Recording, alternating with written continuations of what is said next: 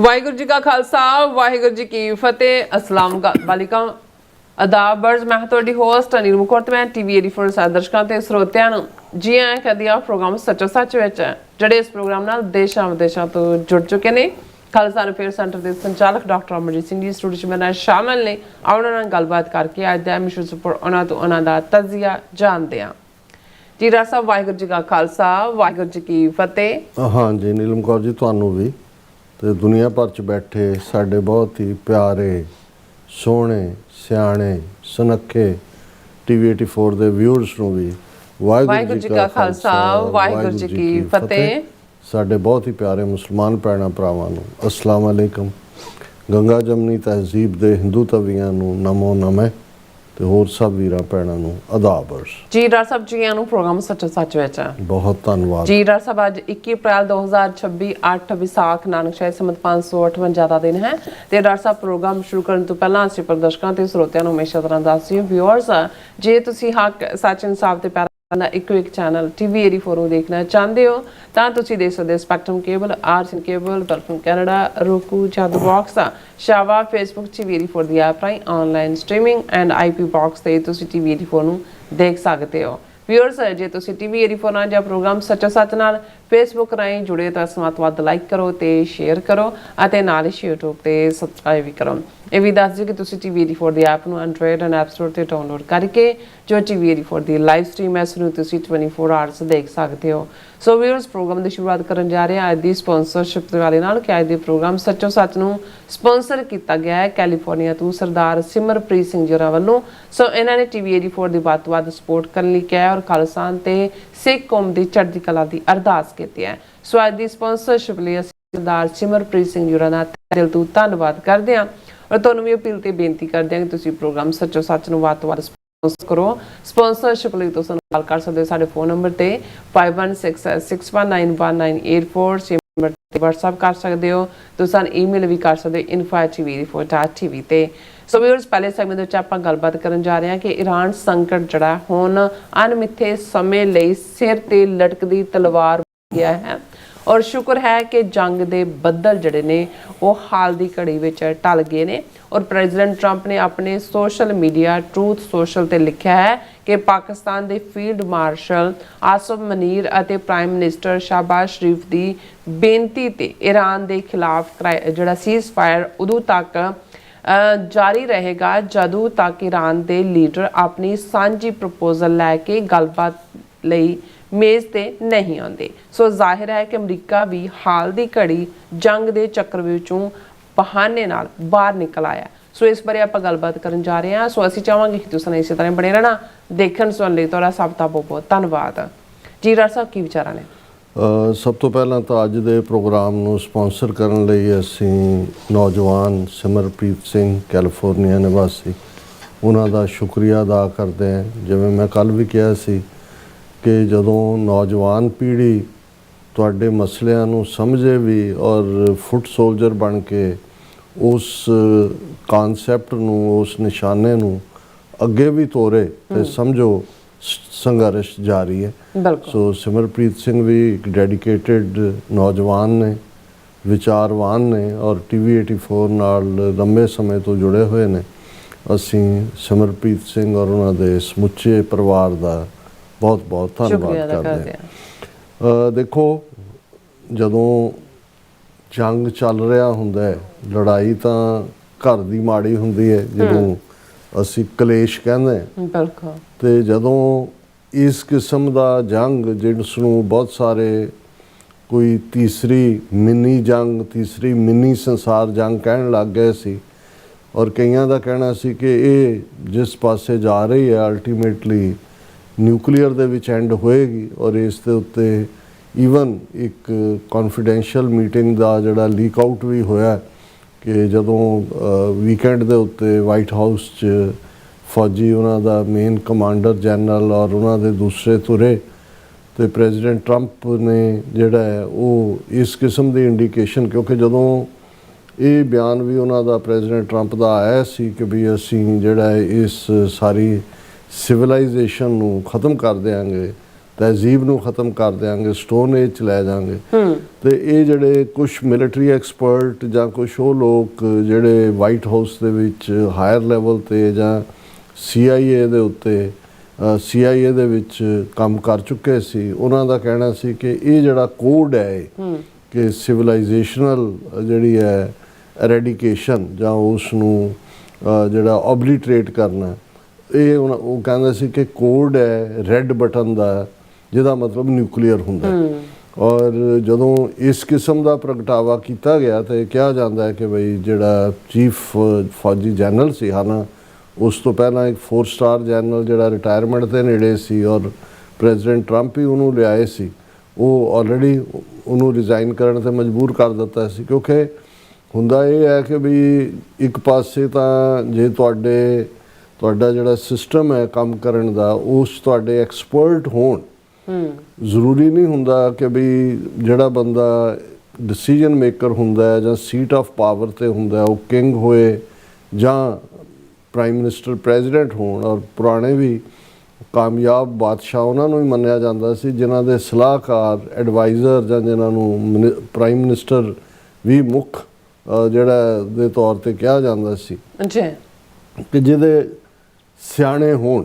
ਜੇ ਬਾਦਸ਼ਾਹ ਦੇ ਕੋਲ ਆਪਣੇ ਸਾਧਨ, ਕਿਉਂਕਿ ਬਾਦਸ਼ਾਹ ਦੇ ਕੋਲ ਤਾਂ ਫਾਈਨਲ ਡਿਸੀਜਨ ਮੇਕਿੰਗ ਹੈ, ਉਹ ਟੈਂਪਰ ਨਾਲ ਵੀ ਕਰ ਸਕਦਾ ਹੈ, ਗੁੱਸੇ ਜਾਂ ਖੁਸ਼ੀ ਦੇ ਵਿੱਚ, ਔਰ ਉਹ ਬੈਲੈਂਸ ਸਭ ਦਾ ਵਿਊ ਲੈ ਕੇ ਜਿਹੜਾ ਬੈਸਟ ਡਿਸੀਜਨ ਹੈ ਉਹਨੂੰ ਵੀ ਲੈ ਸਕਦਾ। ਔਰ ਇਸ ਲਈ ਅਸੀਂ ਦੇਖਦੇ ਹਾਂ ਕਿ ਵੀ ਹੁਣ ਜਿਵੇਂ ਮਹਾਰਾਜਾ ਰਣਜੀਤ ਸਿੰਘ ਦਾ ਜ਼ਿਕਰ ਹੁੰਦਾ ਹੈ ਜਾਂ ਈਵਨ ਅਕਬਰ ਦਾ ਜ਼ਿਕਰ ਹੁੰਦਾ ਹੈ ਮੁਗਲ ਸਲਤਨਤ ਦੇ ਵਿੱਚ। ਹੁਣ ਨਾ ਤਾਂ ਕੋਈ ਅਕਬਰ ਬਹੁਤਾ ਪੜ੍ਹਿਆ ਲਿਖਿਆ ਸੀ, ਨਾ ਮਹਾਰਾਜਾ ਰਣਜੀਤ ਸਿੰਘ, ਜੰਗੀ ਟ੍ਰੇਨਿੰਗ ਤਾਂ ਸੀ, ਜੰਗ ਦੇ ਮੈਦਾਨ 'ਚ ਜਿਹੜੇ ਆ ਉਹ ਉਹਨਾਂ ਨੇ ਆਪਣੇ ਜੌਹਰ ਦਿਖਾਏ ਹੋਏ ਸੀ।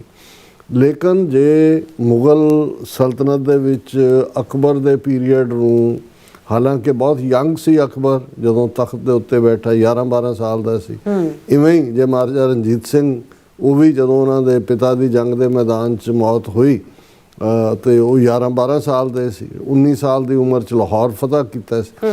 ਲੇਕਿਨ ਇਹਨਾਂ ਦੋਨਾਂ ਦਾ ਮੈਂ ਕੰਪੈਰੀਜ਼ਨ ਇਸ ਲਈ ਵੀ ਕਰ ਰਿਹਾ ਕਿ ਇਹਨਾਂ ਦਾ ਜੇ ਤੁਸੀਂ ਆੜਾ ਦੁਆੜਾ ਦੇਖੋ ਤੇ ਉਸ ਦੇ ਵਿੱਚ ਜਿਹਨੂੰ ਮੈਰਿਟੋਕ੍ਰੇਸੀ ਕਹਿੰਦੇ ਨੇ, ਉਹਦੇ ਆਧਾਰ ਤੇ, ਮੈਰਿਟ ਦੇ ਆਧਾਰ ਦੇ ਉੱਤੇ ਜਿਹੜੇ 9 ਰਤਨ ਅਕਬਰ ਨੇ ਬਣਾਏ, ਹੁਣ ਤੁਸੀਂ ਬਹੁਤ ਸਾਰੇ ਸਿਸਟਮ ਨੂੰ ਦੇਖੋਗੇ ਤੇ ਜਿਹੜਾ ਹੁਣ ਤੱਕ ਵੀ ਚੱਲਦਾ ਆ ਰਿਹਾ ਉਹ ਰੈਵਨਿਊ ਨਾਲ ਰਿਲੇਟਡ ਹੈ ਜਾਂ ਦੂਸਰੇ ਹੈ, ਉਹਨਾਂ ਜ਼ਮਾਨਿਆਂ ਦੇ ਸਿਸਟਮ ਨੇ। ਈਵਨ ਸਿੱਖ ਰਾਜ ਵੇਲੇ ਵੀ, ਔਰ ਇਹੀ ਪਾਰਟ ਅਸੀਂ ਦੇਖਦੇ ਹਾਂ ਕਿ ਕਿਵੇਂ ਉਹਨਾਂ ਨੇ ਇਨਸਾਫ ਵੀ ਦਿੱਤਾ, ਬੈਸਟ ਡਿਸੀਜਨ ਵੀ ਲਏ, ਆਰਥਿਕਤਾ ਨੂੰ ਵੀ ਕਾਇਮ ਕੀਤਾ।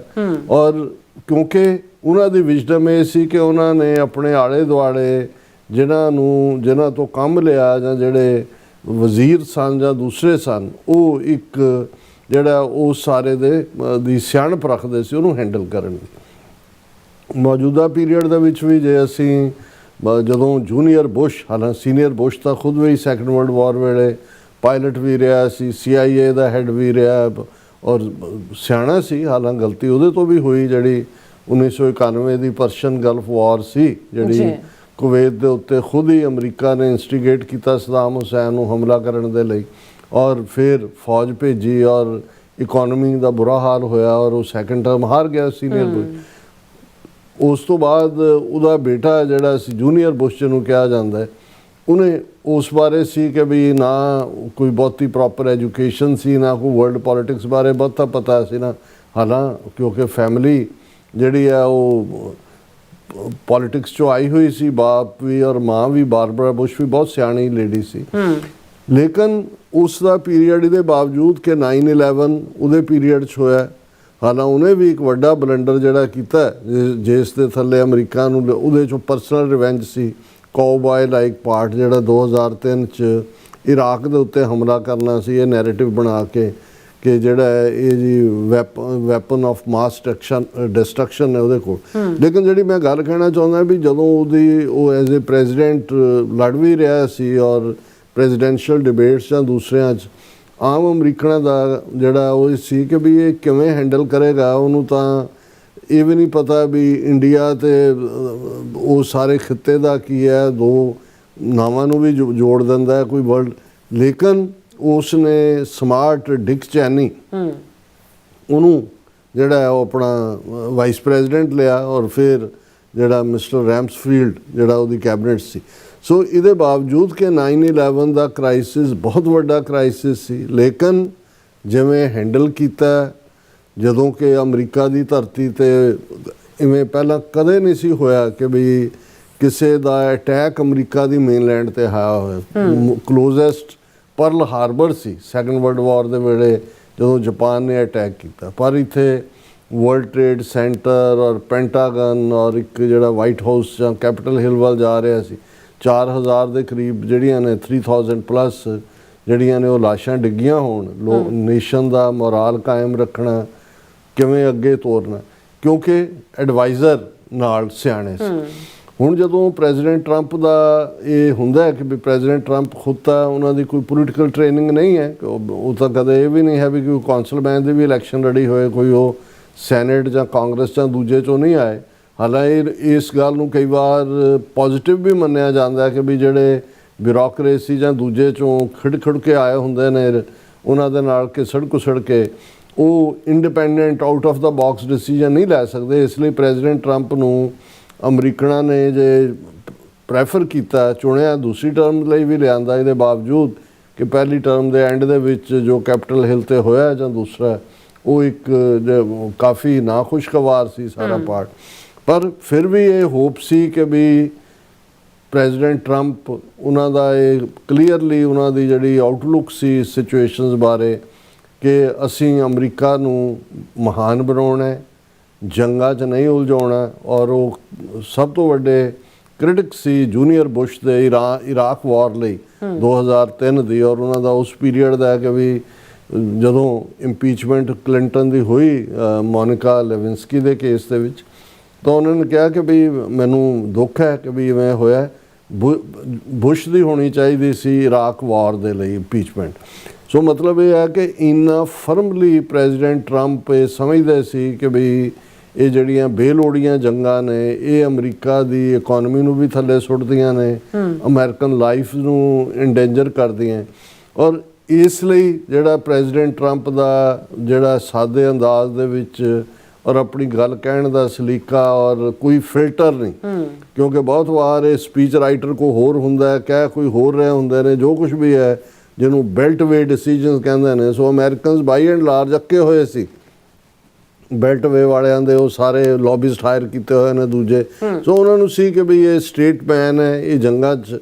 ਔਰ ਪਹਿਲੀ ਟਰਮ ਦੇ ਵੇਲੇ ਪ੍ਰੈਜ਼ੀਡੈਂਟ ਟਰੰਪ ਨੇ ਜਿਹੜੀ 20 ਸਾਲ ਤੋਂ ਅਮਰੀਕਾ ਦੀ ਔਰ ਨੈਟੋ ਦੀ ਫੌਜ ਫਸੀ ਹੋਈ ਸੀ ਅਫਗਾਨਿਸਤਾਨ 'ਚ, ਤਾਲਿਬਾਨ ਦੇ ਨਾਲ ਨੈਗੋਸ਼ੀਏਸ਼ਨ ਸ਼ੁਰੂ ਕੀਤੀ ਔਰ ਉਸ ਨੂੰ ਨਿਬੇੜਿਆ।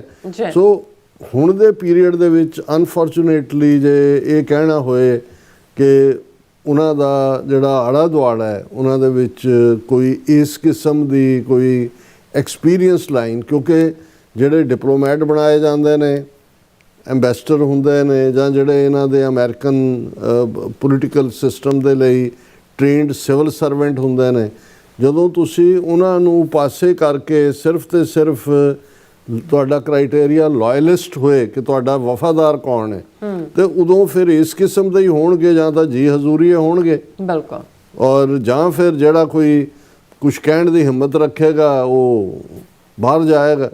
ਇਸ ਲਈ ਉਹ ਫਿਰ ਡਰਦੇ ਡਰਦੇ, ਜਿਵੇਂ ਉਹ ਬਾਦਸ਼ਾਹਾਂ ਦੇ ਵੇੜੇ ਹੁੰਦੇ ਸੀ ਕਿ ਉਹ ਸ਼ੁਰੂ ਕਰਦੇ ਸੀ ਅਰਜ਼ ਕਰਨਾ ਕਿ ਜਾਨ ਕੀ ਅਮਾਨ ਪਾऊं तो अर्ज करूं कि भी जे मेरी जान बख्श दो, क्योंकि ਉਹਦਾ ਪਤਾ ਨਹੀਂ ਸੀ ਹੁੰਦਾ ਕਿ ਵੀ ਉਹ ਗਿਆ।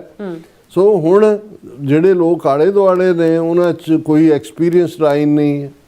ਨਤੀਜੇ ਦੇ ਤੌਰ ਤੇ ਉਹਨਾਂ ਦੇ ਮੋਸਟ ਟਰਸਟਡ ਜਿਹੜੇ ਨੇ ਉਹ ਉਹਨਾਂ ਦਾ ਆਪਣਾ ਸਨ ਇਨ ਲਾ ਜੈਰੀ ਕੁਸ਼ਨਰ, ਔਰ ਜਿਹੜਾ ਉਹ ਦੂਸਰਾ ਜਿਹੜਾ ਰੀਅਲ ਏਸਟੇਟ ਪਾਰਟਨਰ ਉਸ ਦੇ ਨਾਲ ਜਿਹੜਾ ਉਹ ਉਹੀ ਨੈਗੋਸ਼ੀਏਟਰ ਪਹਿਲੇ ਦੌਰ ਦੇ ਵੇਲੇ ਵੀ, ਬਾਅਦ ਦੇ ਵਿੱਚ ਜੇ ਵੈਂਸ ਨੂੰ ਵੀ ਭੇਜਿਆ ਉਹ ਵੀ ਕੋਈ ਬਹੁਤ ਵੱਡਾ ਕ੍ਰਿਟਿਕ ਸੀ, ਔਰ ਲੇਕਿਨ ਉਹਨੂੰ ਪਹਿਲਾਂ ਹੀ ਉਹਦਾ ਦਾਇਰਾ ਕਾਰ ਕਰਟੇਲ ਕੀਤਾ। ਇੱਕ ਜ਼ਮਾਨੇ 'ਚ ਟਰੰਪ ਦਾ ਉਹ ਕ੍ਰਿਟਿਕ ਸੀ, ਕਿਤਾਬ ਵੀ ਉਹਨੇ ਲਿਖੀ ਹੋਈ ਹੈ, ਪਰ ਕੋਈ ਇਸ ਕਿਸਮ ਦੀ ਟ੍ਰੇਨਿੰਗ ਨਹੀਂ ਹੈ ਕਿ ਤੁਸੀਂ ਘਿਸੜ ਕੇ ਸਿਸਟਮ 'ਚੋਂ ਆਏ ਹੋਏ ਹੋ।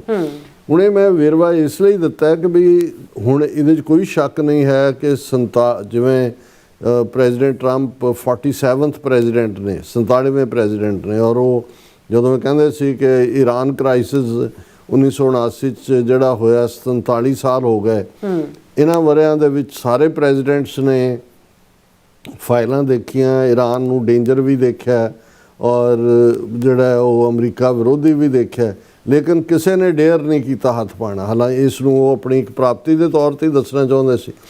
ਹੁਣ ਜਿਹੜੇ ਉਹਨਾਂ ਦੇ ਈਵਨ ਕਾਊਂਟਰ ਟੈਰਰਿਜ਼ਮ ਦਾ ਮਿਸਟਰ ਕੈਨੀ ਜਾਂ ਦੂਸਰੇ, ਉਹਨਾਂ ਨੇ ਸਮਝਾਉਣ ਦੀ ਵੀ ਕੋਸ਼ਿਸ਼ ਕੀਤੀ ਕਿ ਵੀ ਇਹ ਵੈਨਜ਼ੂਏਲਾ ਨਹੀਂ ਹੈ ਜਾਂ ਦੂਸਰਾ, ਲੇਕਿਨ ਜਿਹੜੇ ਫਿਰ ਉਹ ਨਾਲ ਸੈਕਟਰੀ ਆਫ ਵਾਰ ਜਿਹਨੂੰ ਖੜਾ ਕੀਤਾ ਹੋਇਆ ਹੈ, ਔਰ ਇਸ ਕਿਸਮ ਦੇ ਹੋਰ ਵੀ ਹੋਣਗੇ ਵਿਚਾਲੇ। ਹਾਲਾਂਕਿ ਇਹ ਕਿਹਾ ਜਾਂਦਾ ਕਿ ਵਾਈਸ ਪ੍ਰੈਜ਼ੀਡੈਂਟ ਵੈਂਸ ਇਸ ਜੰਗ ਦੇ ਹੱਕ 'ਚ ਨਹੀਂ ਸੀ।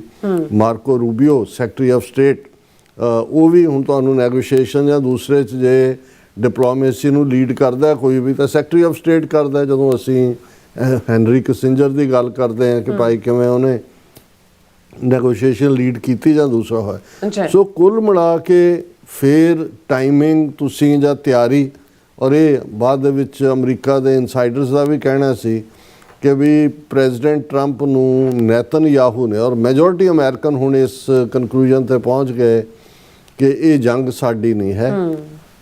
ਇਜ਼ਰਾਈਲ ਦਾ ਹੀ ਇਹ ਹਮੇਸ਼ਾ ਕਹਿਣਾ ਰਿਹਾ ਹੈ ਕਿ ਜੀ ਜਦੋਂ ਤੱਕ ਈਰਾਨ ਹੈ ਮੈਨੂੰ ਐਗਜ਼ਿਸਟੈਂਸ਼ੀਅਲ ਥ੍ਰੈਟ ਹੈ, ਐਗਜ਼ਿਸਟੈਂਸ ਦੀ ਹੋਂਦ ਦਾ ਹੀ ਮੈਨੂੰ ਖਤਰਾ ਹੈ। ਔਰ ਇਹੀ ਇਸੇ ਹੀ ਥ੍ਰੈਟ ਦੇ ਨਾਂ ਥੱਲੇ ਪਹਿਲਾਂ ਡੀਸਟੈਬਿਲਾਈਜ਼ ਅਮਰੀਕਾ ਤੋਂ ਕਰਵਾਇਆ, ਉਹ ਲੀਬੀਆ ਹੋਏ, ਸੀਰੀਆ ਹੋਏ, ਇਰਾਕ ਹੋਏ, ਔਰ ਉਹ ਸਾਰੇ ਦੇ ਚੱਲਦੇ ਆ। ਫਾਈਨਲੀ ਹੁਣ ਈਰਾਨ ਬਚਿਆ ਸੀ, ਉਧਰ ਘੜੀਸ ਕੇ ਲੈ ਗਏ। ਹੁਣ ਆਲਮੋਸਟ ਇਹ ਜਦੋਂ ਇਸ ਦੀ ਸ਼ੁਰੂਆਤ ਹੋਈ, ਔਰ ਜਿਹੜੇ ਪ੍ਰੈਜ਼ੀਡੈਂਟ ਟਰੰਪ ਦੀ ਇੱਕ ਖੂਬਸੂਰਤੀ ਵੀ ਹੈ ਕਿ ਭਾਵੇਂ ਉਹ ਸਾਰੀ ਪ੍ਰੈਜ਼ੀਡੈਂਸੀ ਆਪਣੇ ਟਰੂਥ ਸੋਸ਼ਲ ਤੋਂ ਹੀ ਚਲਾਉਂਦੇ ਨੇ, ਜਿਹੜਾ ਟਵੀਟ ਹੈ ਉਹਨੂੰ ਦੇਖ ਕੇ ਹੀ ਇਹ ਸਾਰੇ ਦੇ ਉੱਤੇ ਚੱਲ ਰਿਹਾ ਹੁੰਦਾ ਹੈ। ਟ੍ਰੇਡ ਵੀ ਦੁਨੀਆ ਦਾ ਕਿੱਧਰ ਨੂੰ ਜਾ ਰਿਹਾ, ਆਇਲ ਦਾ ਭਾਅ ਵੀ ਕੀ ਹੋਣਾ ਹੈ। ਇਸ ਲਈ ਇੱਕ ਲੰਬੀ ਚੌੜੀ ਸਟੋਰੀ ਇੰਟਰਨੈਸ਼ਨਲ ਮੀਡੀਆ 'ਚ ਆਈ ਹੈ, BBC ਨੇ ਵੀ ਇਸ ਦੇ ਉੱਤੇ ਸਟੋਰੀ ਕੀਤੀ ਹੈ। ਇਹ ਵੀ ਦੋਸ਼ ਲੱਗ ਰਹੇ ਨੇ ਕਿ ਭਾਈ ਇਹ ਜਿਹੜੀ ਹੈ ਇਨਸਾਈਡ ਜਿਹੜੀ ਟ੍ਰੇਡ ਹੈ ਉਹ ਪ੍ਰਭਾਵਿਤ, ਮਤਲਬ ਇਹ ਹੁੰਦਾ ਹੈ ਕਿ ਵੀ ਜੇ ਪ੍ਰੈਜ਼ੀਡੈਂਟ ਟਰੰਪ ਨੇ ਇਹ ਫੈਸਲਾ ਲਿਆ ਕਿ ਜੀ ਸੀਜ਼ਫਾਇਰ ਕਰ ਲਿਆ, ਨਾਲ ਦੀ ਨਾਲ ਜਿਹੜੀਆਂ ਨੇ ਆਇਲ ਦੀਆਂ ਪ੍ਰਾਈਸਿਸ ਜਿਹੜੀਆਂ ਉਹ ਜਿਹੜੀਆਂ ਉੱਤੇ ਸੀ ਉਹ ਥੱਲੇ ਆ ਜਾਣਗੇ। ਹੁਣ ਜੇ ਇਹ ਹੈ ਵੀ ਸੀਜ਼ਫਾਇਰ ਖਤਮ ਕਰਨਾ ਹੈ ਤੇ ਇਨਸਾਈਡ ਜੇ ਕੋਈ ਉਸ ਕਿਸਮ ਦੇ ਉਸ ਨੂੰ ਲੈ ਲੈਂਦਾ ਹੈ, ਸ਼ੇਅਰ ਖਰੀਦ ਲੈਂਦਾ ਹੈ, ਜਾਂ ਦੂਸਰਾ ਹੁੰਦਾ ਹੈ ਬੈਟ ਸਿਸਟਮ ਵੀ ਹੈ, ਔਰ ਫਿਰ ਇੱਕਦਮ ਭਾਅ ਅਪ ਡਾਊਨ ਹੁੰਦੇ ਨੇ। ਸੋ ਜਿਹੜਾ ਫਾਇਦਾ ਉਹਨਾਂ ਨੂੰ, ਹੁਣ ਇਹ ਕੱਲ੍ਹ ਨੂੰ ਇਨਵੈਸਟੀਗੇਸ਼ਨ ਤਾਂ ਹੋਏਗੀ ਇਹਦੇ 'ਤੇ, ਕਿਉਂਕਿ BBC ਨੇ ਬੜੀ ਸਿਸਟਮੈਟਿਕਲੀ ਦਿੱਤਾ ਵੀ ਕਿਹੜੀ ਟਵੀਟ ਟਰੂਥ ਸੋਸ਼ਲ 'ਤੇ ਕਦੋਂ ਆਈ ਤੇ ਉਹਦਾ ਕੀ ਇੰਪੈਕਟ ਹੋਇਆ। ਪਰ ਮੈਂ ਉਸ ਐਸਪੈਕਟ ਵੱਲ ਨਹੀਂ ਜਾਣਾ ਚਾਹੁੰਦਾ। ਮੈਂ ਸਮਝਦਾ ਵੀ ਪ੍ਰੈਜ਼ੀਡੈਂਟ ਟਰੰਪ ਨੂੰ ਵੀ ਜਿਹੜਾ ਉਹਨਾਂ ਨੇ ਓਨੈਸਟਲੀ ਵੀ ਐਡਮਿਟ ਕੀਤਾ ਵੀ ਈਰਾਨ ਜਿਹੜਾ ਉਹ ਦੂਸਰੇ ਜਿਹੜੀਆਂ ਗਲਫ ਸਟੇਟਸ ਨੇ ਉਹਨਾਂ ਦੇ ਉੱਤੇ ਆਪਣਾ ਹਮਲਾ ਕਰਦਾ ਹੈਗਾ। ਉਹ ਕਤਰ ਹੋਏ, UAE ਹੋਏ, ਸਾਊਦੀ ਅਰੇਬੀਆ ਹੋਏ, ਈਵਨ ਇਰਾਕ ਜਾਂ ਜਾਰਡਨ ਤੱਕ ਮਾਰ ਕੀਤੀ। ਇਹ ਅਨਐਕਸਪੈਕਟਡ ਸੀ। ਹਾਲਾਂਕਿ ਜਿਹੜੇ ਕੁਝ ਐਕਸਪਰਟਸ ਕਹਿੰਦੇ ਨੇ ਕਿ ਵੀ ਇਹ ਤਾਂ ਸਿੰਪਲ, ਜੇ ਉਹਨਾਂ ਨੇ ਸੱਚਮੁੱਚ ਇੱਕ ਪਲੈਨਡ ਤਰੀਕੇ ਨਾਲ ਅਮਰੀਕਾ ਨੇ ਈਰਾਨ ਨੂੰ ਨਿਸ਼ਾਨੇ 'ਤੇ ਲਿਆ ਹੁੰਦਾ ਤੇ ਇਹ ਜਿਹੜਾ ਤੁਹਾਡੀ ਉਸ ਪਲਾਨ ਦਾ ਹਿੱਸਾ ਹੁੰਦਾ ਕਿ ਇਫ ਦੈਟ ਹੈਪਨਸ ਉਹਦਾ ਕੀ ਤੁਸੀਂ ਵੇ ਆਊਟ ਕੱਢਣਾ। ਅੱਛਾ, ਫਿਰ ਜਿਹੜੀ ਸਭ ਤੋਂ ਵੱਡੀ ਗੱਲ ਜਿਹੜੀ ਨੇਤਨਯਾਹੂ ਨੇ ਕੰਨ 'ਚ ਪਾਈ ਕਿ ਜੀ ਜਿਉਂ ਹੀ ਅਸੀਂ, ਉਹਨੇ ਕਿਹਾ ਜੀ ਸਾਡੀ ਮੋਸਾਦ ਕੋਲ ਬੜੀ ਸਪੈਸੀਫਿਕ ਜਾਣਕਾਰੀ ਹੈ ਕਿ ਜਿਹੜਾ ਆਇਤੁੱਲਾ ਅਲੀ ਖਮੀਨਾਈ ਕਿੱਥੇ ਬੈਠਾ ਹੈ। ਹਾਲਾਂਕਿ ਉਹਦੇ 'ਚ ਜਾਣਕਾਰੀ ਦੀ ਗੱਲ ਨਹੀਂ ਸੀ, ਉਹ ਤਾਂ ਪਹਿਲਾਂ ਹੀ ਉੱਥੇ ਸੀ। ਉਹਨੇ ਉਹ ਕਿਹਾ ਸੀ ਕਿ ਵੀ ਮੈਂ ਇੱਥੋਂ ਨਹੀਂ ਜਾਣਾ, leave from the front, plus ਉਹਨਾਂ ਦੇ ਹੋਰ ਹਾਇਰ ਅਪ ਸੀ 30 ਕੇ 40 ਬੰਦੇ ਕਿ ਵੀ ਅਸੀਂ ਇਹਨਾਂ ਨੂੰ ਇੱਕੋ ਗੋ 'ਚ ਉਡਾ ਦੇਣਾ ਔਰ ਲੋਕ ਸੜਕਾਂ 'ਤੇ ਨਿਕਲ ਆਉਣਗੇ, ਰਜੀਮ ਚੇਂਜ ਹੋ ਜਾਏਗਾ ਔਰ ਤੇਲ ਪੂਰਾ ਤੀਸਰਾ ਵੱਡਾ ਦੁਨੀਆ ਦਾ ਭੰਡਾਰ ਤੁਹਾਡੇ ਹਵਾਲੇ। ਵੈਨਜ਼ੂਏਲਾ ਦਾ ਤੇਲ ਤਾਂ ਉਹ ਥੋੜ੍ਹਾ ਉਸ ਕਿਸਮ ਦਾ ਪ੍ਰੋਸੈਸ 'ਚ ਨਹੀਂ ਹੁੰਦਾ। ਇਰਾਨੀਅਨ ਆਇਲ ਵਧੀਆ ਆਇਲ ਹੈ ਔਰ ਜਿਹੜਾ ਕੰਮ 47 ਸਾਲਾਂ 'ਚ ਕਿਸੇ ਨੇ ਨਹੀਂ ਕੀਤਾ ਤੁਸੀਂ ਕਰੋਗੇ ਤਾਂ ਫਿਰ ਬੱਲੇ ਬੱਲੇ ਇਹੀ ਤੁਹਾਡੀ ਲੈਗੇਸੀ ਬਣ ਜਾਏਗੀ ਕਿ ਭਾਈ ਉਹ ਈਰਾਨ ਦਾ ਲੱਕ ਤੋੜ ਦਿੱਤਾ। ਹੁਣ ਉਹ ਸਾਰੇ ਦਾ ਉਹ ਗੱਲ ਬਿਲਕੁਲ ਉਹਦੇ ਉਲਟ ਹੋਈ। ਰਾਦਰ ਜਿਹੜੇ ਲੋਕ ਇਸ ਰਜੀਮ ਦੇ ਨਾਨ ਪਰਫਾਰਮੈਂਸ, ਉਹ ਭਾਵੇਂ ਆਰਥਿਕ ਪੱਧਰ 'ਤੇ ਸੀ ਜਾਂ ਉਹਨਾਂ ਦੀਆਂ ਸਖਤੀਆਂ ਜਾਂ ਪੀਸਫੁਲ ਪ੍ਰੋਟੈਸਟ ਨਾ ਹੋਣ ਦੇਣਾ, ਜਾਂ ਜਿਹੜਾ ਹੋਰ ਜਿਹੜੀ ਕਰਪਸ਼ਨ ਵੀ, ਉਹ ਸਾਰੇ ਰੈਵੋਲੂਸ਼ਨਰੀ ਗਾਰਡਸ ਤੋਂ ਵੀ ਲੋਕ ਜਿਹੜੇ ਨੇ ਉਹ ਕੋਈ ਬਹੁਤੇ ਖੁਸ਼ ਨਹੀਂ ਸੀ। ਹਾਲਾਂਕਿ ਇੱਕ ਵੱਡਾ ਹਿੱਸਾ ਉਹਨਾਂ ਦਾ ਪੂਰਾ ਉਹਨਾਂ ਦੇ ਵਪਾਰਕ ਆਲੇ ਦੁਆਲੇ ਦੇ ਵਿੱਚ ਵੀ ਜੁੜਿਆ ਹੋਇਆ। ਲੇਕਿਨ ਹੋਇਆ ਇਫੈਕਟ ਇਸ ਦੇ ਉਲਟ ਕਿ ਲੋਕ ਕਿਉਂਕਿ ਉਹਦੇ 'ਚ ਜਦੋਂ ਤੁਸੀਂ ਹਿਸਟਰੀ ਓਰੀਐਂਟਡ ਨਾ ਹੋਵੋ, ਤੁਹਾਨੂੰ ਸਿਵਲਾਈਜੇਸ਼ਨਲ ਗੱਲ ਦਾ ਪਤਾ ਨਾ ਹੋਏ। ਹੁਣ ਜਿਹੜੇ ਲੋਕ ਜਾਣਦੇ ਨੇ ਕਿ ਵੀ ਜਦੋਂ ਅਸੀਂ ਸਪਾਰਟਨ ਦਾ ਕਨਸੈਪਟ ਦੇਖਦੇ ਹਾਂ, ਜਾਂ ਈਵਨ ਸਿਕੰਦਰ ਨੇ ਕਿਵੇਂ ਪਰਸ਼ੀਆ ਨੂੰ ਫਤਹ ਕੀਤਾ, ਅਲੈਗਜ਼ੈਂਡਰ ਨੇ, ਲੇਕਿਨ ਉਸ ਤੋਂ ਪਹਿਲਾਂ ਪਰਸ਼ੀਅਨ ਐਮਪਾਇਰ ਨੇ ਕਿੱਥੇ ਜਾ ਕੇ ਮੈਸੇਡੋਨੀਆ ਤੱਕ ਮਾਰ ਕੀਤੀ ਸੀ, ਔਰ ਕਿਵੇਂ ਥੱਲੇ ਡਿੱਗਣਾ ਜਾਂ ਉੱਠਣਾ ਇਹ ਉਹਨਾਂ ਦਾ ਹਿੱਸਾ ਰਿਹਾ ਹੈ, ਔਰ ਉਹ ਇੱਕ ਸਿਵਲਾਈਜੇਸ਼ਨ ਹੈ। ਬਿਲਕੁਲ। ਹੁਣ ਉਸ ਸਾਰੇ ਨੂੰ ਬਿਨਾਂ ਸਮਝੇ ਜਿਹੜਾ ਉਹ ਉਹਨਾਂ ਨੂੰ ਲੱਗਾ ਕਿ ਵੀ ਇਹ ਵੀ ਜਿਹੜਾ ਉਹ ਵੈਨਜ਼ੂਏਲਾ ਤੇ ਦੂਸਰਾ ਤੀਸਰਾ ਹੀ ਹੈ, ਕਿ ਭਾਈ ਬਾਕੀ ਸਾਰੇ ਕਾਬੂ ਕਰ ਲਏ ਹੋਏ ਸੀ। ਉਹਨੂੰ ਉਹ ਕੀ ਹੈ ਮੰਡੇਰੋ ਕਿ ਕੀ ਸੀ, ਉਹਨੂੰ ਚੁੱਕ ਲਿਆ, ਉਹਦੀ ਘਰ ਵਾਲੀ ਨੂੰ ਵੀ ਹੁਣ ਇੱਥੇ ਰੱਖਿਆ ਹੋਇਆ ਟਰਾਇਲ ਦੇ ਉੱਤੇ ਵੀ ਗੱਲ ਨਿਬੜ ਜਾਏ। ਇਵੇਂ ਨਹੀਂ ਹੁੰਦਾ। ਉਹ ਕੰਸੋਲੀਡੇਟ ਹੋ ਕੇ ਖਲੋ ਗਏ।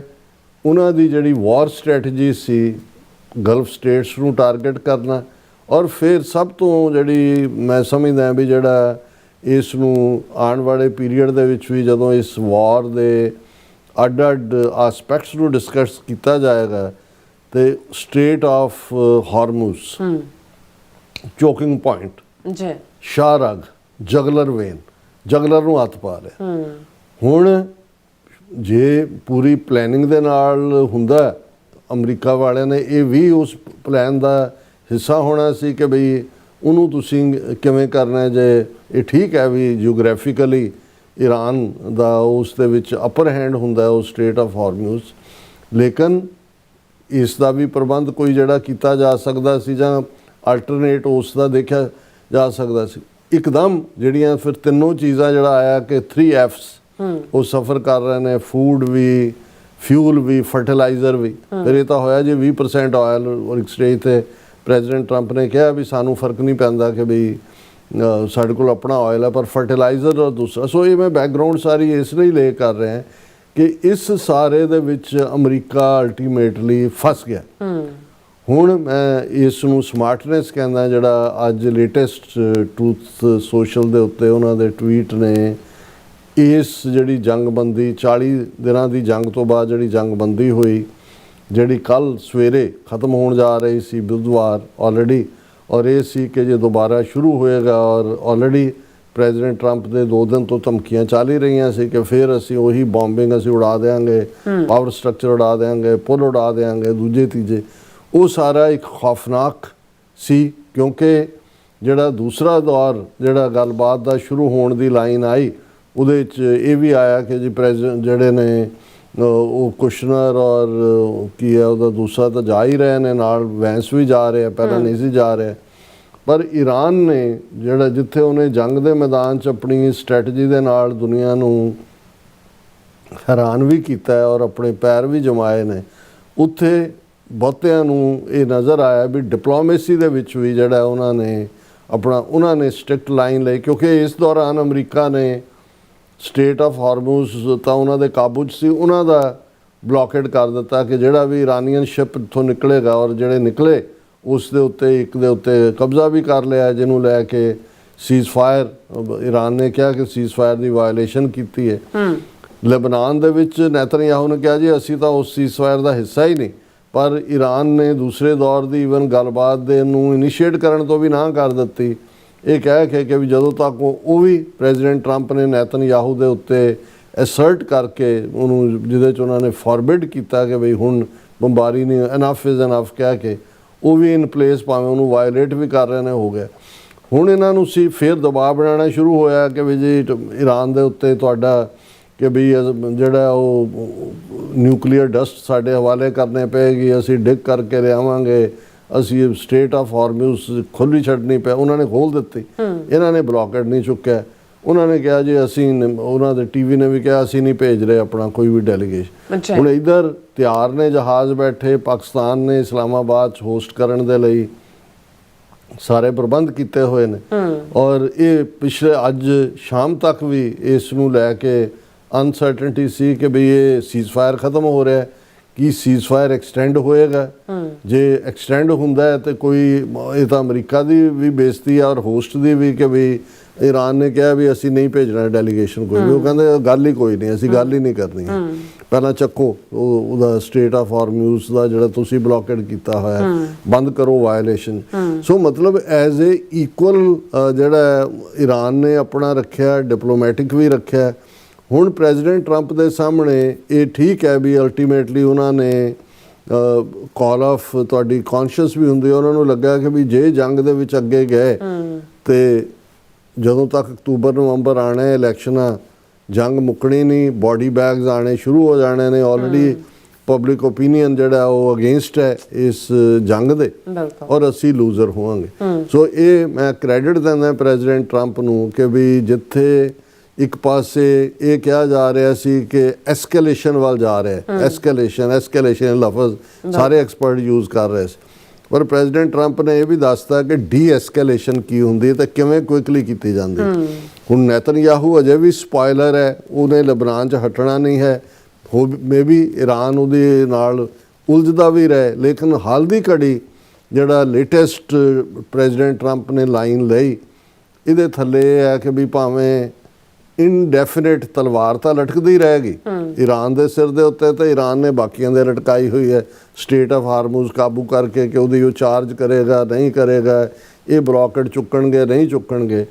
ਪਰ ਮੈਨੂੰ ਇਹ ਲੱਗਦਾ ਹੈ ਵੀ ਮੈਂ ਪਹਿਲਾਂ ਇਹ ਸਾਂਝਾ original coming from the horse mouth based on the fact, ਇਹ ਪ੍ਰੈਜ਼ੀਡੈਂਟ ਟਰੰਪ ਲਿਖ ਰਹੇ ਨੇ, based on the fact that government of Iran is seriously fractured, ਕਿ ਇਸ ਸੱਚ ਨੂੰ ਧਿਆਨ 'ਚ ਰੱਖਦਿਆਂ ਇਸ 'ਤੇ ਆਧਾਰਿਤ ਇਹ ਸੱਚ ਕਿ ਜਿਹੜੀ ਈਰਾਨ ਦੀ ਸਰਕਾਰ ਹੈ ਉਹ ਬੜੀ ਗੰਭੀਰ ਤੌਰ 'ਤੇ ਟੁੱਟੀ ਫੁੱਟੀ ਹੈ, ਫ੍ਰੈਕਚਰ ਬੜਾ ਸੇਫ ਐਕਸਕਿਊਜ਼ ਹੈ। ਹੁਣ ਪਹਿਲਾ ਦੌਰ ਦੀ ਗੱਲਬਾਤ ਵੀ ਤਾਂ ਟੁੱਟੀ ਫੁੱਟੀ ਨਾਲ ਹੀ ਕੀਤੀ ਸੀ। Government of Iran is seriously fractured not unexpectedly so, ਮਤਲਬ ਇਹ ਵੀ ਅਸੀਂ ਉਹਨੂੰ ਇੰਨਾ ਕੁ ਤੋੜਤਾ, ਦੋ ਜਨਰੇਸ਼ਨ ਦੋ ਉਹਨਾਂ ਦੇ ਲੀਡਰਸ਼ਿਪ ਲੈਵਲ ਮਾਰਤਾ, ਇਸ ਲਈ ਫ੍ਰੈਕਚਰ ਹੈ ਉਹ, ਇਹ ਇਵੇਂ ਹੀ ਹੋਣੀ ਸੀ। And upon the request of field marshal Asim Munir and prime minister Shehbaz Sharif. ਹੁਣ ਗੱਲ ਤਾਂ ਬਿਲਕੁਲ ਠੀਕ ਹੈ ਵੀ ਮੈਂ ਤਾਂ ਘਰ ਨਹੀਂ ਸੀ ਆਉਂਦਾ, ਕੱਟਾ ਲੈ ਕੇ ਆਇਆ, ਮੈਨੂੰ ਹੁਣ ਕੱਟੇ ਦੀ ਪੂਛ ਫੜੀ ਹੋਈ ਹੈ ਕਿਉਂਕਿ ਮਗਰ ਮਾਂ ਪਿਓ ਆਏ ਨਹੀਂ ਬਣਾਉਣ, ਭੁੱਖ ਨਾਲ ਬੁਰਾ ਹਾਲ, ਢਿੱਡ 'ਚ ਕੜਵੱਲ ਪੈ ਰਹੇ ਨੇ, ਰਾਤ ਦਾ ਵੀ ਫਿਕਰ ਹੈ ਵੀ ਹਨੇਰਾ ਹੋ ਰਿਹਾ, ਸੌਣਾ ਕਿੱਥੇ ਹੈ, ਸੋ ਕੱਟੇ ਦੀ ਪੂਛ ਫੜੋ। ਉਹ ਹੁਣ ਆਲਰੇਡੀ ਵੰਡਰਫੁਲ ਤਾਂ ਉਹਨਾਂ ਨੂੰ ਕਹਿੰਦਾ ਹੀ ਨੇ ਕਿ ਵੀ ਆਸਮ ਮੁਨੀਰ ਵੀ ਔਰ ਸ਼ਹਿਬਾਜ਼ ਸ਼ਰੀਫ ਵੀ।